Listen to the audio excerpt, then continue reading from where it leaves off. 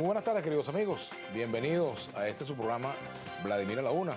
Hoy tenemos como invitado a Irán Gaviria en la primera parte de este espacio. Y luego vamos a tener como invitado a Rubén González, quien es dirigente del Sindicato Ferrominera, secretario general del Sindicato Ferrominera, a propósito de la visita a nuestro país de una comisión de la Organización Internacional del Trabajo.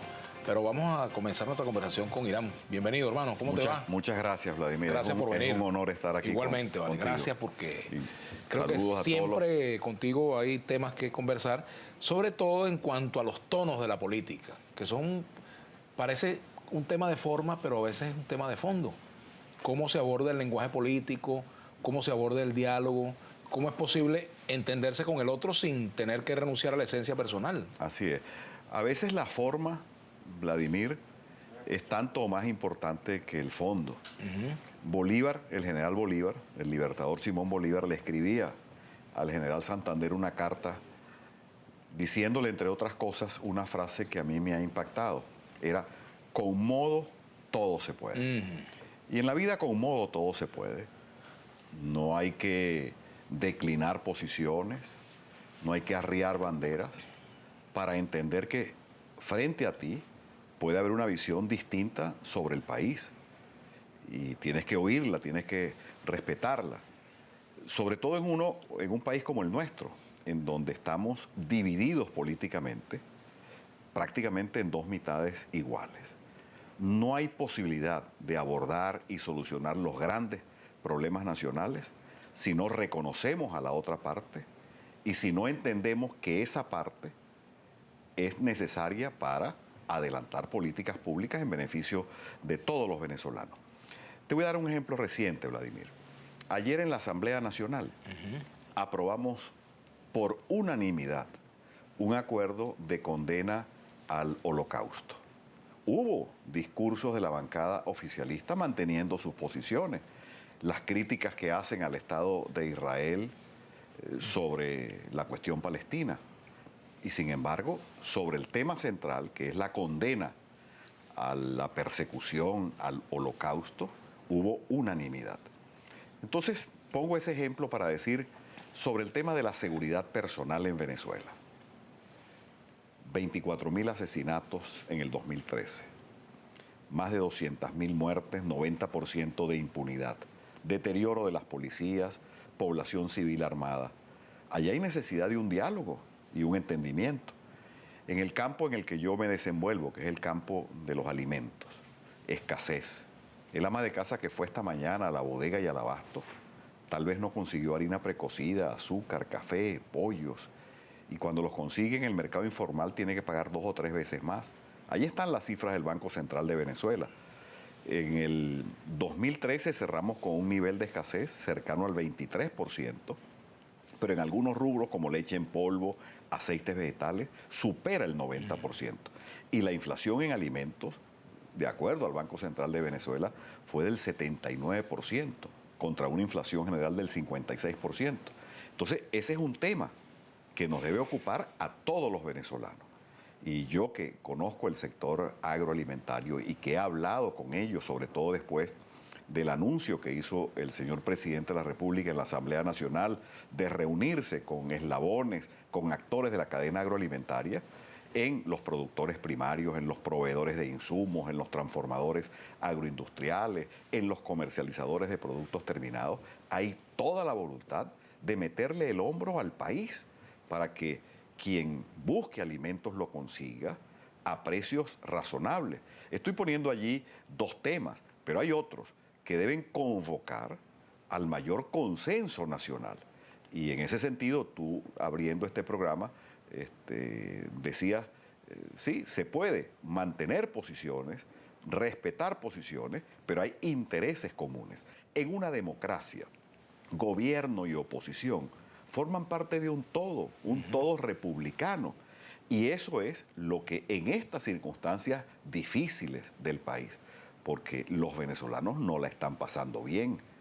Inseguridad, escasez, deterioro de los servicios públicos, desempleo, entre otras cosas, ameritan el concurso de todos.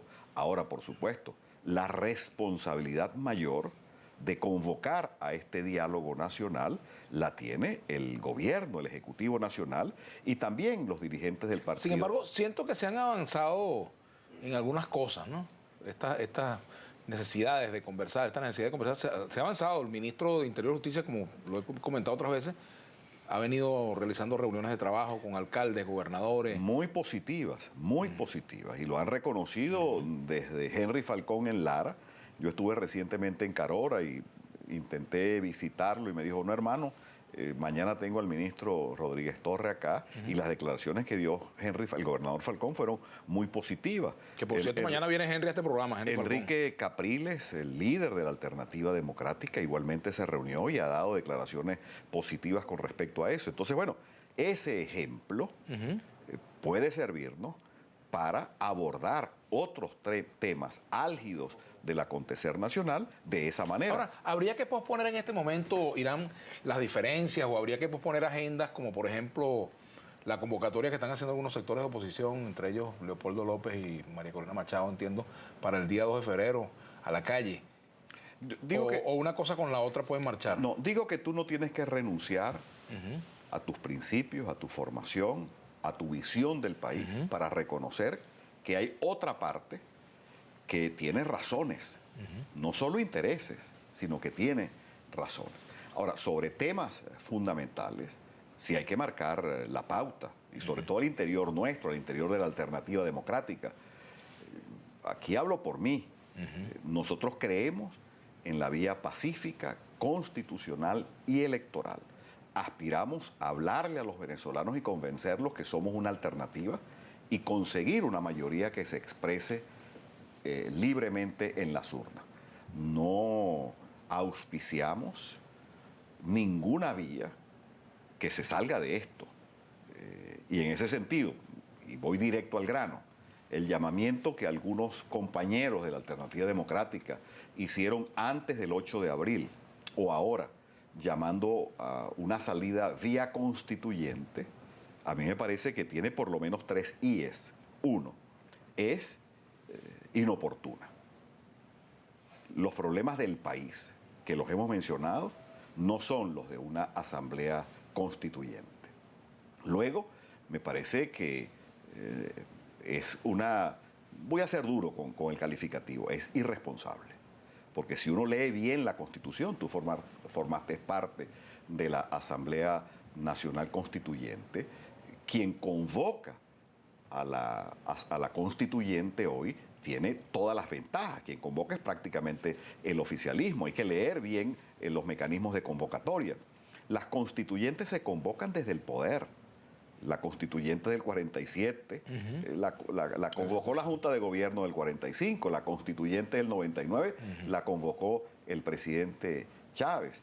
Entonces es inoportuna, es irresponsable y la última ahí no es inconstitucional. Allí está la salida, está establecido en nuestra Carta Magna, pero es en el cumplimiento de la Constitución donde nosotros debemos sentarnos. No es una nueva Constitución. Tú promoviste esta Constitución, yo voté por la Constitución todas las veces. Cuando en abril del 99 se le preguntó al pueblo venezolano si quería cambiar la Constitución. En julio del 99, cuando se eligieron los constituyentistas, tú entre otros, el 15 de diciembre del 99 también, pero yo voté el 2 de diciembre del 2007 cuando el presidente Chávez quiso cambiar la Constitución y yo dije, no, la Constitución es la que tenemos, acompañado de la mayoría de venezolanos. Y luego el 15 de febrero, cuando se hizo la enmienda, igualmente voté por el texto original. Yo creo que más que una nueva Constitución, lo que a Venezuela le hace falta es el acatamiento, el respeto a esa que tenemos vigente y al conjunto de leyes. No es... Y en cuanto al llamado a la calle... Hay manifestaciones todos los días. De todos los sectores sociales. Todos los sectores, golpeados por la desigualdad social.